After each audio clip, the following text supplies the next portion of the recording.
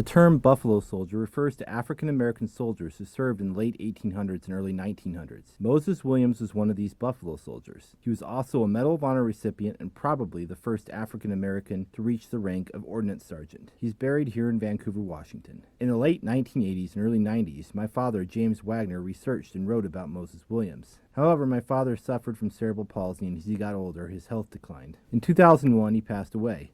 Much of his research and writings remained unfinished. Today, I am continuing my father's project, which is to bring some life to the story of a little-known American hero. Dad wrote a lot about Moses Williams, but only one piece was ever published. Being disabled, my father was not able to travel long distances easily. Despite this, my family saved money to make road trips to various historical sites in order to continue the research on Moses Williams. I remember traveling to locations such as Fort Buford, North Dakota, and Lincoln, Nebraska. These trips are some of the fondest memories of my childhood. I remember being intrigued by what my dad did and tried to help him look through books, microfilm, and other records to find information.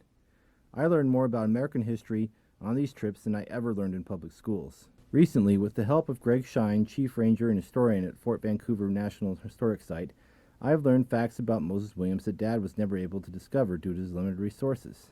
Telling Williams' story was my father's goal, a goal that I hope to complete.